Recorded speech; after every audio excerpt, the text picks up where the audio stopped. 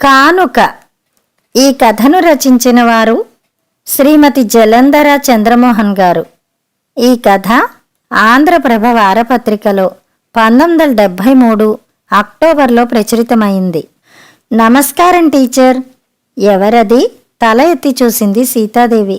చేతుల్లో ఉన్న embroidery frame పక్కన పెడుతూ. ఎదురుగా ఎరుపుగళ్ల పట్టుచీరలో, మెడలో నగలతో, తల నిండా మల్లెపూలతో, ఐశ్వర్యానికి సౌందర్యానికి ప్రతిబింబంలా ఉంది ఒక యువతి. ఆమె పక్కనే తెల్లని ఫ్రాకియాయి టైల్స్తో చందమామ లాంటి చిన్నారి నిలబడి ఉంది. చప్పున గుర్తుపట్టలేకపోయింది వృద్ధురాలైన సీతాదేవి. నేనే టీచర్, లలితని. ఇప్పటికైనా గుర్తుకు వచ్చానా అంటూ నవ్వుతూ దగ్గరికి వచ్చి తన చేతిలోని పళ్ళు ఆమెకిచ్చి కాళ్లకు దండం పెట్టిందామె. ఇంద్రధనస్సులా వంగి దండం పెడుతున్న ఆమె బారెడు జుట్టు, పచ్చటి సన్నని నడుము చూడగానే సీతాదేవి వెంటనే గుర్తుపట్టింది. అమ్మా, నువ్వు లలితవా అంటూ దగ్గరికి తీసుకున్నదే ఆమెను.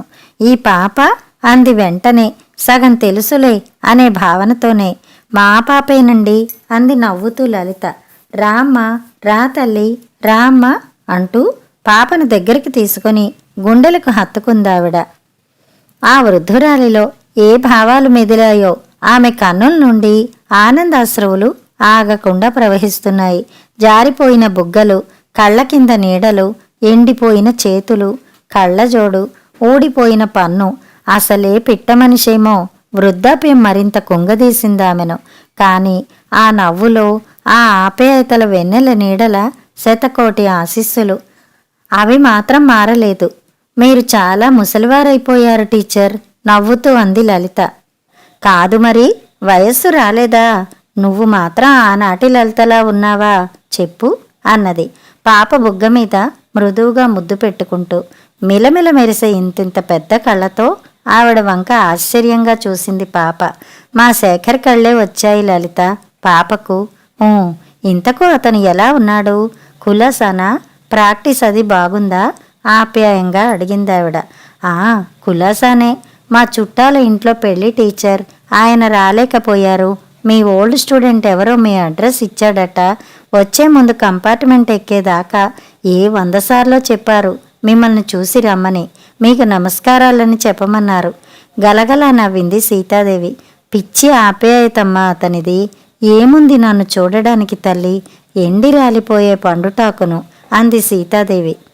అలా అనకండి టీచర్, మీరు 100 సంవత్సరాలు చల్లగా ఉండాలి. ఈరోజు మేమింత సుఖంగా ఉన్నామంటే అది మీ చలవే టీచర్ అంది లలిత. ఆ మాటలన్నీ భక్తి, వినయం, ఆప్యాయతలతో చేసిన రసగుళికల్లాగా ఉన్నాయి ఆమె చెవులకు. అంతకన్నా వృద్ధాప్యంలో తనదంటూ ఏమీ మిగిల్చుకోకుండా కేవలం సీతా టీచర్గా మాత్రం మిగిలి ఏ చల్లటి సాయంత్రాన్నో ఈ జీవితపు గ్రంథాన్ని సవ్వడి లేకుండా ముగించడానికి ఎదురు చూస్తున్న ఆ వృద్ధురాలి జీవితంలో మధుర క్షణాలు ఏముంటాయి?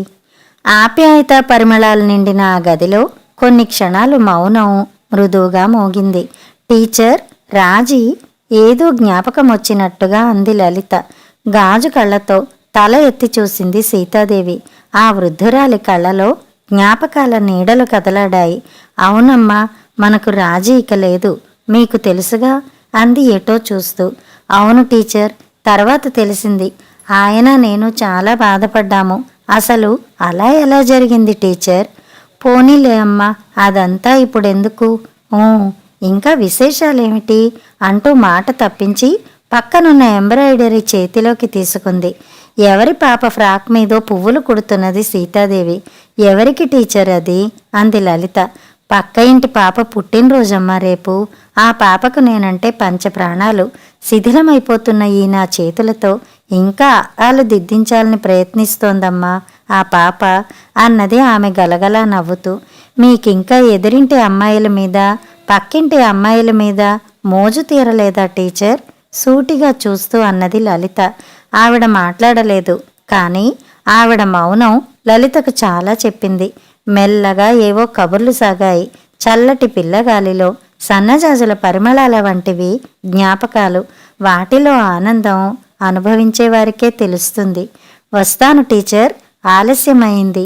మళ్ళీ రేపు రాత్రి వెళ్ళిపోతున్నాను, వెళ్లే ముందు వస్తాను అంది లలిత సీతాదేవి ఒళ్ళో ఆదమరిచి నిద్రపోతున్న పాపను తీసుకుంటూ. లలితను పంపి తలుపు వేసి వెనక్కు తిరిగింది సీతాదేవి. ఒక్కసారిగా రాజీ జ్ఞాపకాలు ఉవ్వెత్తున ఆమెను కదిల్చివేశాయి. కళ్ళ నీళ్లు తుడుచుకుంటూ వద్దనుకుంటూనే ఒక్కొక్క అడుగే వేసుకుంటూ మెల్లిగా పాత ట్రంకు పెట్టె తీసి ఆ మూల ఈ మూల వెతికి చిన్న అట్టపెట్టె తీసుకుని సోఫాలో కూర్చుంది సీతాదేవి. లైటు కాంతిలో మిలమిలా మెరిసిపోతున్న తెల్లరాళ్ల ఉంగరం కళ్లలో సుళ్ళు తిరుగుతున్న కన్నీళ్ల చాటుగా దాన్నే పరీక్షగా చూస్తున్న సీతాదేవికి ఉంగరంలో ప్రతి రాయి రాజీ కథను గుర్తుకు తెచ్చింది. దాదాపు 10 ఏళ్ల క్రితం రాజమండ్రికి ట్రాన్స్ఫర్ అయి వచ్చిన సీతాదేవి కొత్త వాటాలో సామాను సర్దుకుంటూ ఎవరో గుమ్మంలో నిలబడ్డట్టు అనిపించి తల ఎత్తి చూసింది. అప్పటిదాకా నిలుచున్న అమ్మాయి చప్పున వెనక్కి తిరిగి వెళ్ళిపోయింది. ఇంటి వాళ్ళ అమ్మాయి కాబోలు, రేపన్నా వాళ్ళను పరిచయం చేసుకోవాలి అనుకుంటూ క్యాంప్ కాట్ మీద మేనువాల్చింది సీతాదేవి. ఏమిటే అమ్మా, ఆవిడ అలా ఉంది, పెళ్ళైనట్టు లేదు, లేకపోతే వెధముండా అంటావా, టీచర్లాగా లేనే లేదేమే. ఎవరో అమ్మాయి దీర్ఘాలు తీస్తూ అంటున్న మాటలు పక్క వాటాలో నుంచి వినిపించాయి. చప్పున తాగుతున్న కాఫీ గ్లాస్ పక్కన పెట్టేసింది సీతాదేవి. ఇప్పుడు తను చూసిన అమ్మాయేనా ఈ మాటలాడేది? ఓరి భగవంతుడా, ఇదేం భాష అనుకుంది వెగటుగా. మర్నాడు పొద్దున్నే తలుపు చప్పుడై తీసింది. కొత్తగా వచ్చినట్టున్నారు పిన్నిగారు, ఏది రాత్రి చూద్దామంటే పడనే లేదు, అన్నీ వసతిగా ఉన్నాయా అంటూ ఒక ఆవిడ వంటింటి దాకా తొంగి చూసి ఇంకా గబగబా ఏవో మాట్లాడేస్తోంది. నిర్ఘాంతపోయి ఆవిడ నకసిక పర్యంతం పరీక్ష చేసింది సీతాదేవి. నలిగిపోయిన చీర, జారిపోయిన ముడి, వాడి దారాలు కనబడుతున్న పువ్వులు, మెడ నిండా చేతి నిండా రకరకాల నగలు. అమ్మో, ఈవిడకు ఈ నగలతో నిద్ర ఎలా పడుతుందో అనుకుంది సీతాదేవి. మీ వారున్నారా లేక అన్న ప్రశ్నతో ఒక్కసారిగా మత్తు వదిలి లేదండి అని ఇంకా ఏదో చెప్పబోయి, ఏమిటే అమ్మా ఇక్కడున్నావు, కాఫీ ఇవ్వవా, ఆకలేస్తోంది అని గునుస్తూ సరాసరి లోపలికి వచ్చిన అమ్మాయిని చూసి మరోసారి నోరు తెరిచింది సీతాదేవి. చెదిరిన తల, బంగారపు జడకుప్పెలు, నలిగిపోయిన పట్టు పరికిణి. అప్పుడే ముఖం కడుక్కున్నట్టుంది. అక్కడే వంగి పరికిణీతో ముఖం తుడిచేసుకుంటోందా అమ్మాయి. ఆహా, అయితే భర్త లేడన్నమాట అని ఏదో నిర్ణయానికి ఆవిడే వచ్చేసి, అలా అడిగాననుకోకండి, ఒంటరి వారని పిన్ని. అన్నట్టు ఇది మా అమ్మాయి, పేరు చెప్పవే అంది భుజాన్ని ఆనుకుని నిల్చున్న కూతుర్ని మోచేతో పొడుస్తూ. రాజరాజేశ్వరి సిగ్గుపడుతూ చెప్పింది ఆ పిల్ల మెలికలు తిరిగిపోతూ. ఏం మాట్లాడాలో తెలియలేదు సీతాదేవికి. చూడండి, పాల తన్ని అది ఏర్పాటు చేస్తాను, మా పాలవాడే, మంచివాడు, నిన్న కాఫీ తెప్పించుకున్నట్లున్నారు, ఈవేళ మా ఇంటి నుంచి పంపుతానులేండి, ఏమన్నా కావాలంటే అడగండి, సంకోచించకండి, వస్తా మళ్ళీ, పనుంది అని 2 తలుపులు బార్లాగా తెరిచి వెళ్ళిపోతూ. అన్నట్టు మీ పేరు అంది ఆవిడ ఆగి. సీతాదేవి సన్నగా బిక్క చచ్చిపోయి చెప్పింది. తల్లి వెనకాలే లేగదూడలా వెళుతూ పులుక్కున చూసి మరీ వెళ్ళిందా అమ్మాయి. పిల్ల బాగానే ఉంది, కానీ బాబోయ్ అనుకుంటూ లోపలికి వెళ్ళింది సీతాదేవి. ఇదిగోనండి కాఫీ అంటూ ఒక పొడగాటి గ్లాసులో పొగలు కక్కుతున్న కాఫీ అడుగున ఓణి ఒత్తుగా పెట్టి పట్టుకు వచ్చింది రాజరాజేశ్వరి. ఎందుకమ్మా శ్రమ అన్నది సీతాదేవి. అదే మే తాగడంలే అని టపీమని టేబుల్ మీద కాఫీ పెట్టి బెడ్డింగ్ మీద కూర్చుంది. ఆ పిల్లవి పెద్ద కళ్ళు, ఆ కళ్ళలోని లేడి చూపుల బెదురు, మంచులాంటి స్వచ్ఛత సీతాదేవిని ఇబ్బంది పెట్టాయి. చూడు పాప, అన్నట్టు నిన్నింట్లో ఏమని పిలుస్తారు? రాజు అంటారండి. ఆహా, అయితే నేను రాజీ అని పిలవనా? మెల్లిగా అడిగింది. అలాగే పిలవండి, నాకు అలా అంటేనే ఇష్టం. ఎందుకంటే మెల్లిగా జడకుప్పిలు సవరించుకుంటూ సిగ్గుగా అంది. ఎందుకని? మామయ్య నన్ను అలాగే పిలుస్తాడండి అంది సిగ్గుగా. ఆ పిల్ల చెక్కిళ్ల మీద రోజాలు పూశాయి. చాలా అర్థమైనట్లుంది సీతాదేవికి. మీ మామయ్య అంటే? కాఫీ చల్లారపెట్టుకుంటూ అడిగింది. మామయ్య అంటే మా శేఖరం మామయ్య అండి, డాక్టర్ 5వ సంవత్సరం చదువుతున్నాడు, చదువు అయిపోగానే నన్నిచ్చి చేస్తారు అంది. మరొకసారి నిర్ఘాంతపోయింది సీతాదేవి. ఏమిటి పిల్ల ఈ ఆలోచనలు అనుకుంది. మీ మావయ్యకు నువ్వంటే ఇష్టమేనా మరి? నవ్వుతూ అడిగింది. ఇష్టమేన అనుకుంటా, కానీ ఎప్పుడు ఏడిపిస్తాడండి. కోతి పెద్ద పేరక్క అది ఇది అని గారాబంగా అన్నది. అన్నట్లు రాజీ నువ్వేం చదువుకున్నావు? కుతూహలంగా అడిగింది సీతాదేవి. ఏదో వానాకాలం చదువులేండి, మనకు దానికి చాలా దూరం. మా మామయ్య వచ్చినప్పుడల్లా చదువుకోవే అంటాడు, కానీ నా ఒంటికది పట్టదుగా, మరేం చెయ్యను అంది దీర్ఘం తీస్తూ. ఏదో తెర తీసినట్లయింది సీతాదేవికి. ఈ పిల్లను పెళ్ళెలా చేసుకుంటాడా అని. నీకు కట్నం అది బాగా ఇస్తారా రాజీ అంది సీతాదేవి. ఏమిటి ప్రశ్నలు? ఈ పిల్లతో పాటు నాకు అతి ఎక్కువైపోయిందనుకుంటూ. చాలా ఇస్తారండి. 100 కాసుల బంగారం పెడుతుంది మా అమ్మ. పొలం, కారు అన్నీ ఇస్తారట. మీరు మా ఇంటికి వచ్చినప్పుడు చూపెడతాను. పెద్ద బీరువాడు స్టీల్ సామాన్ దాచిందండి మా అమ్మ అని చేతులు తిప్పుతూ కళ్ళు తిప్పుతూ చెబుతున్న ఆ పిల్లను మతిపోయినట్లు చూసింది సీతాదేవి. రాజీ మీ మావయ్య బాగుంటాడా? నవ్వుతూ అడిగింది సీతాదేవి. చాలా బాగుంటాడు టీచర్, దొరబాబులా ఉంటాడు అంది రాజీ. ఆ మాటలు చూసి అదురుకున్న సీతాదేవి ఆ అమ్మాయి కళ్ళలోని ఆరాధన చూసి ఆశ్చర్యపోయింది. ఇదిగో ఈ ఉంగరం మా తాతయ్య నేను పెద్ద మనిషి అయినప్పుడు ఇచ్చాడండి. ఇదే ప్రధానపు ఉంగరం అనుకోవే అమ్మాయి అన్నాడండి. అందుకే నాకిదంటే చాలా ఇష్టం. ఎప్పుడూ వేలు నుంచి తీయను అని ఒక తెల్లరాళ్ల ఉంగరం చూపించింది రాజీ. ఈ పిల్లకు అరమరికలు లేవు కాబోలు అనుకుంది సీతాదేవి. ఒసేయ్ రాజీ, ఎక్కడికి వెడితే అక్కడే పాతుకుపోతావేమే అన్న కేక విని వస్తానండి, అమ్మ పిలుస్తోంది అని ఒక్క గెంతులో బయటికి వెళ్ళి మళ్ళీ వెనక్కి తిరిగి ఏమండి మిమ్మల్ని ఏమని పిలవను అన్నది. సీతా టీచర్ అని పిలు అన్నది. సరే వస్తాను టీచర్ అని పరిగెత్తింది రాజీ. ఆ పిల్ల వెళ్ళినా ఎందుకో ఆ అమ్మాయి జ్ఞాపకాలు చాలాసేపు ఆ ఇంట్లో మిగిలి ఉన్నట్టు అనిపించాయి సీతాదేవికి. మరో 4-5 రోజుల తర్వాత ఒక సాయంత్రం స్కూటర్ చప్పుడు విని కిటికీలోంచి చూసింది సీతాదేవి. ఎవరో చాలా అందమైన కుర్రాడు రాజీ వాళ్ళ ఇంట్లోకి వెళ్ళాడు. ఎవరై ఉంటాడా అనుకుని జవాబు వెతుక్కునే లోపలే రాజీ అతన్ని చెయ్యి పట్టుకు లాక్కుని వచ్చి, మా శేఖరం మామయ్య టీచర్, నే చెప్పలే, ఈవిడే సీతా టీచర్, చాలా మంచివారు అంటూ గబగబా మాట్లాడేస్తోంది రాజీ. నమస్కారం అండి. ఏమిటి మా రాజీ మీకు ఫ్రెండ్ ఏమిటి అంటూ కుర్చీలో కూర్చున్నాడు అతను. మెల్లిగా కబుర్లు సాగాయి. అతని చదువు సంగతి, కాలేజీ సంగతి చాలా చెప్పాడు. మధ్యలో ఏదో దీర్ఘం తీస్తూ మాట్లాడబోయిన రాజీని నువ్వు ఊరుకో అని కసిరాడు. కాసేపాగి మా మొద్దును కాస్త సంస్కరించండి టీచర్ అన్నాడు నవ్వుతూ. నాకే, నేను బాగానే ఉన్నా ఉక్రోషంగా అంది రాజీ. ఆహా, చాలా బాగున్నావు. దీనికంతటికి కారణం మా అక్కయ్య టీచర్ అన్నాడు. మధ్య అమ్మనెందుకంటావు? అయినా మీ వాళ్ళకి ఇదేం జబ్బు? ఆ తాతయ్య అంతే అంది. ఏడిసావులే, వెళ్ళి అమ్మనడికి కాఫీ పట్రా అన్నాడు. ఇదిగో తీసుకువస్తా అంటూ వెళ్ళింది రాజీ. చూసారా టీచర్, దాని ముది మాటలు, చాలా గోలగా ఉంది దీని వ్యవహారం. పైగా అక్కయ్య సపోర్టు. ఎందుకులేండి అన్నాడు. ఆ పిల్ల మనసు మంచిది బాబు అంది సీతాదేవి. నిజమే టీచర్, కాని మిగతావి భరించడం ఎట్లా అన్నాడు. ఈ లోపల రాజీ వచ్చింది. అతను వెళ్లే ముందు మా రాజీకి చదువు చెప్పండి టీచర్.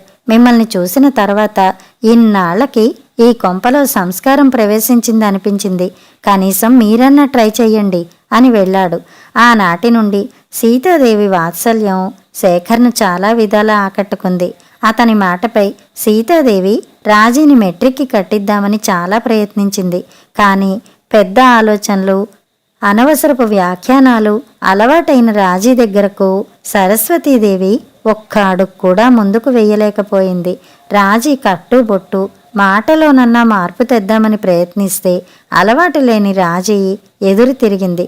పైగా రాజీ వాళ్ళ అమ్మ వచ్చి, ఈ టక్కులు సాంప్రదాయం కలవాళ్లకు చెల్లవులేండి అని గుండెల్లో గుచ్చుకునేటట్టు అంది. ఆ తర్వాత రాజీ విషయంలో ఎక్కువగా సీతాదేవి కలగజేసుకోలేకపోయింది. రోజులు గడిచిన కొద్దీ రాజీలో మంచిదనం సీతాదేవిని ఆకట్టుకుంది. ఇంట్లో పిల్లలా తిరిగే రాజీలో వెన్నెలలాంటి మంచితనం చూసి ఈ అమ్మాయి జీవితం ఎట్లా ఉంటుందోనని భయపడేది సీతాదేవి. రాజీ కథకు ప్రస్తావన సంవత్సరం తర్వాత ఎదిరింట్లో లలిత ప్రవేశించిన తర్వాత జరిగింది. సన్నగా, బాపు బొమ్మల, అతి నాజూగ్గా, సభ్యత సంస్కారాలు ఉట్టిపడేటట్లుండే లలిత పియూసీ ప్రైవేట్ కని సీతాదేవి దగ్గరికి వచ్చింది. ఏదో ఆఫీసులో క్లర్క్గా పనిచేసే లలిత తండ్రికి 4 ఆడపిల్లలు. లలిత పెద్దపిల్ల. ఎంత బాగుంది టీచర్ ఆ అమ్మాయి అని లలితను చూసి రాజీ నోరు తెరిచింది. నవ్వుకుంది సీతాదేవి. నిజానికి రాజీ కన్నా అందం తక్కువ, రంగు తక్కువ లలితకు. కానీ ఆ అమ్మాయికి పొందిక అందాన్నిచ్చింది. టీచర్ అంటూ ఒకరోజు లోపలికి వచ్చాడు శేఖర్. ఒక్కసారి తన విశాలమైన కనురెప్పలెత్తి అతని వంక మౌనంగా చూసి తల దించుకుంది అక్కడే ఉన్న లలిత. ఆ అమ్మాయి వంకే చూస్తూ నిలబడ్డ శేఖర్కు అక్కడే ఉన్న రాజీ లలితను పరిచయం చేసింది.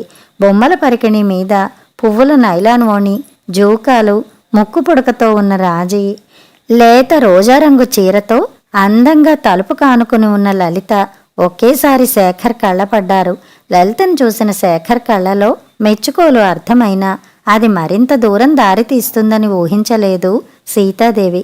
ఆ తర్వాత శేఖర్ వారంలో 4 రోజులు అక్కయ్య గారి ఇంటికి రావడం కేవలం లలిత కోసమేనని అర్థం కావడానికి చాలా కాలం పట్టలేదు ఆవిడకు. టీచర్ కొత్త వడ్డాణం ఈవేళే తెచ్చాడు కంసాలి చూడండి అంటూ పరిగెత్తుకుంటూ వచ్చింది రాజీ. నైలాన్ ఓణీ మీద బెల్ట్ పెట్టుకున్నట్టు పెట్టుకుంది. అక్కడే ఉన్న లలిత, శేఖర్ నవ్వుతూ చూసుకున్నారు. బాగుందా మామయ్య, బాగుందా అడిగింది ఆత్రంగా. నీ ముఖంలా ఉంది, భోజనానికి పెట్టినట్టు అన్నాడు నవ్వుతూనే శేఖర్. కోపం తెచ్చుకోకుండానే వడ్డాణం తీసేసింది రాజీ. మీరు పెట్టుకోండి లలిత చూద్దాం అన్నాడు శేఖర్. వద్దండి నాకు అలవాట్లేదు అంది లలిత తడబడుతూ. పర్వాలేదు చూద్దాం, ఆవిడకి ఇవ్వవే రాజీ అన్నాడు శేఖర్. సన్నటి నడుం, బారెడు జడ, పొందికగా కట్టిన చీరలో ఉన్న లలితకు వడ్డాణం చాలా అందంగా ఉంది. ఆ దూలా శేఖర్ వంక చూసి ఎలా ఉంది అంది లలిత. ఆ చూపులు చూడగానే చాలా విషయాలు అర్థమైనాయి సీతాదేవికి.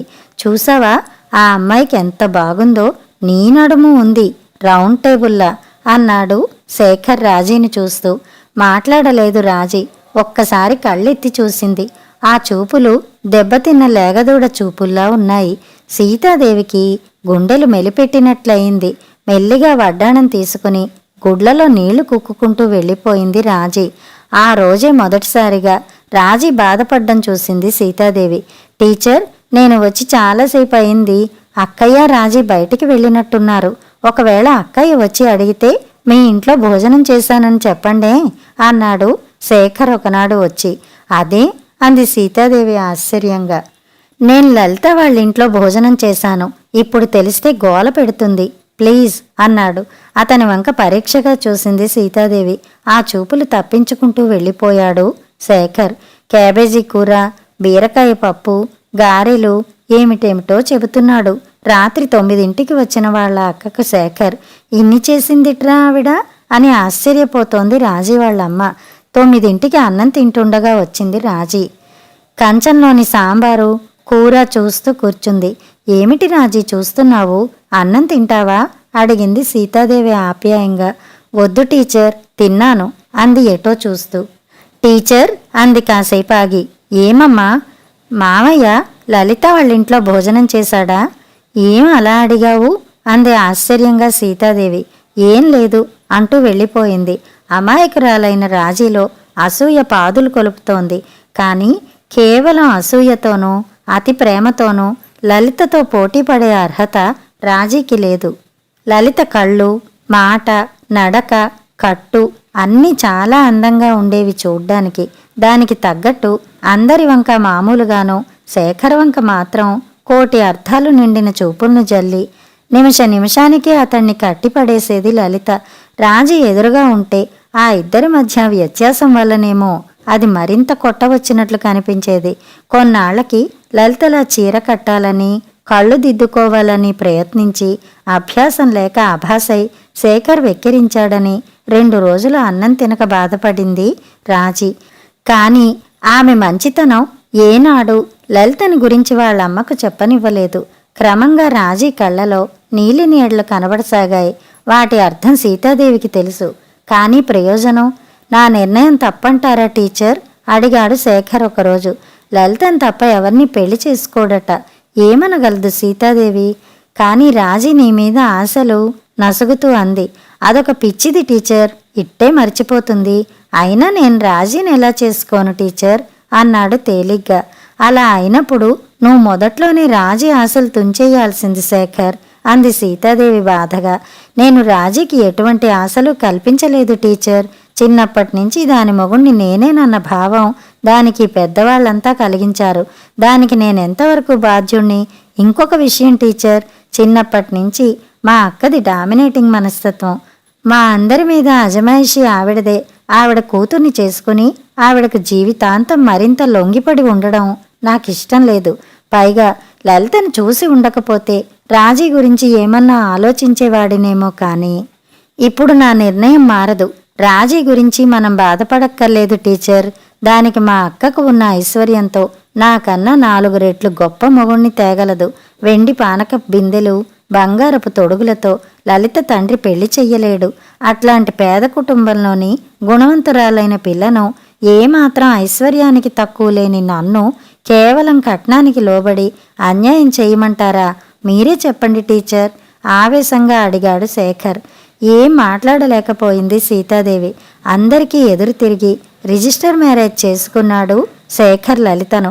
ఆ విషయం వినగానే లలిత ఇంటి మీద పడి వీలైనన్ని శాపనార్థాలు పెట్టి నా కూతురికి రాజాలాంటి సంబంధం తెస్తాను అని శపథాలు పట్టి కక్ష తీర్చుకుంది రాజీ తల్లి.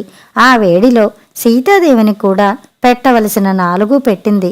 కానీ రాజీ మాత్రం ఏం మాట్లాడలేదు. ఆ మూగచూపుల్లోని బాధ ఒక్క భగవంతుడికే తెలియాలి. ఆ పెళ్లి రోజు మాత్రం పెట్టె మీద కూర్చుని గడ్డం కింద మోకాలు బోటు పెట్టి టీచర్ అన్నది. ఏమమ్మా, ఈ పాటికి మామయ్య పెళ్ళైపోయి ఉంటుంది కదూ అంది. అంతే. వెంటనే కళ్ళు తుడుచుకుంటూ లేచి వెళ్ళిపోయింది. 3 నెలలు తిరగకుండానే రాజీకి పెళ్లి నిశ్చయం చేశారు. రాజాలాంటి సంబంధం అన్నది వాళ్ళమ్మ పెళ్లి కొడుకుని చూసి వచ్చి. పెళ్లివారు పొగాకు వ్యాపారంలో లక్షలు ఆర్జించారట. చాలా చెప్పింది ఆవిడ.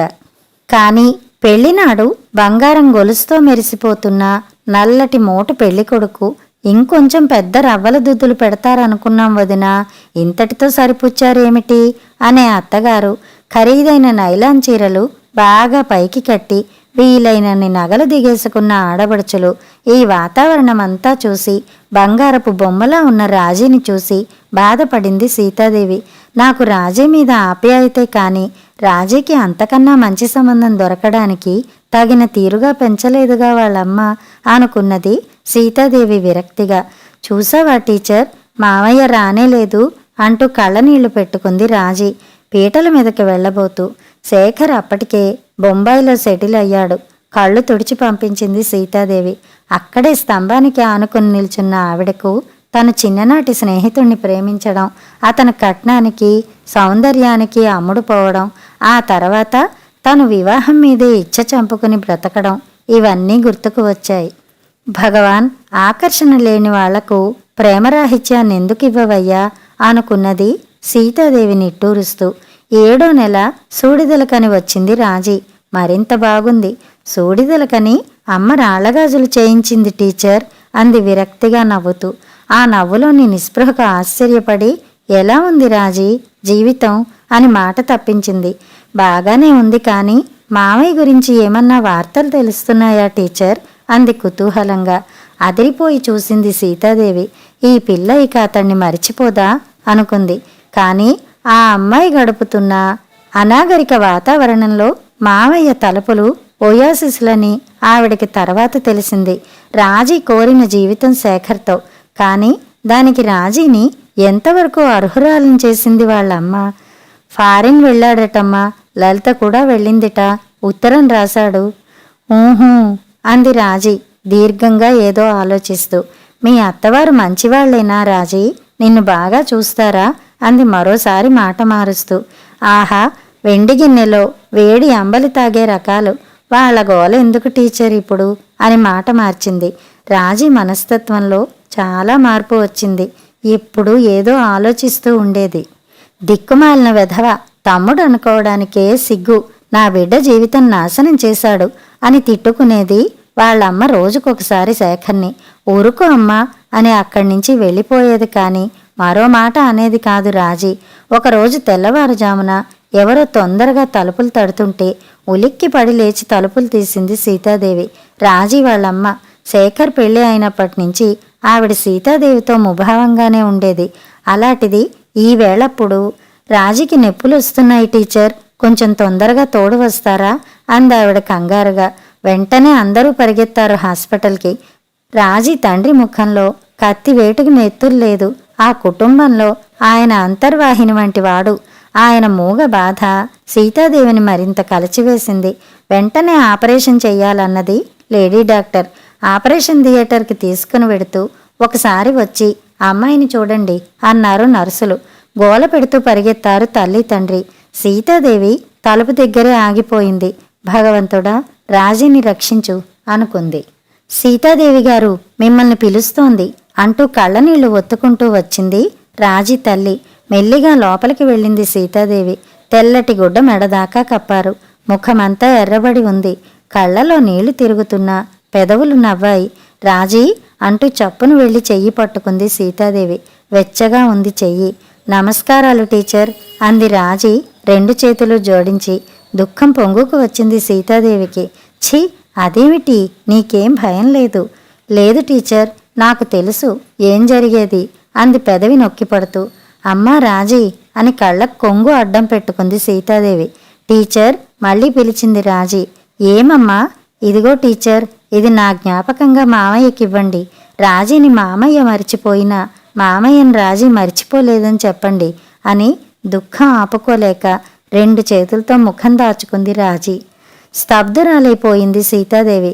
No no, she emotional madam, please అన్నారు నర్సులు. వెళ్ళిపోండి అనే అర్థంతో. తన చేతుల్లో రాజీ ఉంచిన తెల్లరాళ్ల ఉంగరాన్ని చూస్తూ అలాగే నిలబడిపోయింది సీతాదేవి. వెళుతున్నాను టీచర్, మీ రాజీని మరిచిపోకండి అని ఇక వెళ్ళండి అన్నట్టు సంజ్ఞ చేసింది. సీతాదేవి కన్నీటి పొరల్లో నుంచి రాజీ చేతులు జోడించి నమస్కారం చేయడం కనిపించింది. అమ్మా రాజీ అని కొంగు అడ్డం పెట్టుకుని బయటికి వచ్చింది. ఆపరేషన్ థియేటర్ బయట గడిపిన గంట యుగంలా ఉంది అందరికీ. కానీ రాజీ ప్రాణాలు ఆపరేషన్ టేబుల్ మీదే పోయాయి. డాక్టర్లేవో కారణాలు చెప్పినా రాజీ కోరి ఈ చావు తెచ్చుకున్నదనిపించింది సీతాదేవికి. మీరంతా రాజీ చావుకు కారణం అని కసిగా తిడదామనిపించి ఒక్కసారిగా వెనక్కి తిరిగిన సీతాదేవికి గుండె లవిసేలా ఏడుస్తున్న రాజీ తల్లిదండ్రులు కనబడ్డారు. ఏమనగలదామె? ఆడపిల్ల జీవితానికి ఏది కావాలో అది ఇవ్వలేని ఈ ప్రేమలకు ఆప్యాయతలకు అర్థం ఏమిటి అనుకుంది. సీతాదేవి ప్రస్తుతం ప్రశాంతంగా రిటైర్డ్ దశ గడుపుతోంది. ఎంతోమంది విద్యార్థులకు స్నేహితురాలై తీర్చిదిద్ది వృద్ధిలోకి తెచ్చింది. ఎన్నో కుటుంబాలను ఆదుకుంది. కానీ ఆవిడకు రాజీ గుర్తుకు వచ్చినప్పుడల్లా దెబ్బతిన్న పావురంలాగా అయిపోయి ఈ తృప్తి అంతా అణిగిపోతుంది. వృద్ధురాలు, బ్లడ్ ప్రెషర్ పేషెంట్ అయిన సీతాదేవి గతానికి తట్టుకోలేక ఆ రాత్రి నిద్రకు దూరమైపోయింది. మెల్లిగా ఏదో గొణుక్కుంటూ ఆ ఉంగరం తీసి దాచింది. టీచర్, వెళ్ళిపోతున్నాను. ఈసారి సమ్మర్ ట్రిప్ వేద్దాం అనుకుంటున్నాం. అప్పుడు తప్పకుండా మీ దగ్గరకు వచ్చి 2 రోజులుంటాం. వస్తా టీచర్ అని కాళ్లకు వంగి దండం పెట్టింది. మర్నాడు సాయంత్రం వచ్చిన లలిత, తప్పకుండా రండి, శేఖర్ని చూసి 10 ఏళ్లు దాటింది. ఏమిటో ఆ ఊరు మారగానే విశేషాలు తెలియకుండా పోయాయి అంది సీతాదేవి. నమస్తే టీచర్ అంది పాప ముద్దుగా లేత చేతులు జోడించి. అయ్యో తల్లి, నీకు టీచర్నే, మళ్ళీ నీ చేత కూడా ఏబీసీడీలు రాయిద్దామనే ఉన్నదమ్మా. ఏది మరి, ముసిల్దాన్నైపోయానుగా అని మృదువుగా పాప నుదుట ముద్దు పెట్టుకుంది. ఏదో ఆలోచన వచ్చి మెల్లిగా వెళ్ళి పెట్టె తీసి ఆ తెల్లరాళ్ల ఉంగరం తీసి, పాప చెయ్యేది అని ముద్దుగా ఉన్న పాప వేలికి వణుకుతూ ఆ ఉంగరం తొడిగింది. రాజీ, నీకు ఇది తృప్తి కలిగిస్తుంది అనుకుంటానమ్మా అనుకున్నది మనస్సులో దుఃఖం ఆపుకుంటూ. వెంటనే అయ్యో, ఉంగరం వదిలేనట్లుంది, జాగ్రత్త, తీసి దాచమ్మా లలిత, పెద్దదైన తర్వాత పెట్టు. అది అది కానుకమ్మా అంది వణుకుతున్న గొంతుకుతో. ఎందుకు టీచర్ ఇప్పుడు ఇవన్నీ అంటూ ఉంగరం తీసి ఒకసారి దాని వంక సీతాదేవి వంక మార్చి మార్చి చూసి వెంటనే వస్తాను టీచర్ అని పాపనెత్తుకుని టాక్సీ ఎక్కింది లలిత. మరొక వారం రోజుల తర్వాత భోజనం చేసి పడక్కుర్చీలో పడుకుని విశ్రాంతి తీసుకుంటున్న సీతాదేవికి పోస్ట్ అన్న కేక వినబడింది. మెల్లిగా ఉత్తరం తీసుకుని చించింది. ప్రియమైన సీతా టీచర్కు అని చదివి ఎవరబ్బా అనుకుంటూ సంతకం చూసింది. లలిత అని ఉంది. మెల్లిగా వెళ్ళి పడక్కుర్చీలో కూర్చుని ఉత్తరం చదవడం ప్రారంభించింది. ప్రియమైన సీతా టీచర్కు అనేక నమస్కారాలతో మీరు నా మీద చూపించిన వాత్సల్యానికి ఎంతో కృతజ్ఞురాలని టీచర్. మీరు ఎంతో అభిమానించిన రాజీకి శేఖర్ని దూరం చేశానని, మీరు నన్ను ద్వేషిస్తారని భయపడుతూ వచ్చాను. కానీ మీ ఆప్యాయతకు ద్వేషం తెలియదని మరొకసారి తెలుసుకున్నాను. మీరు పాపకు ప్రజెంట్ చేసిన ఉంగరం ఎవరిదో మర్చిపోయాననుకున్నారా టీచర్? దాన్ని చూడగానే ఒక్కసారి నా గుండె కలుక్కుమంది.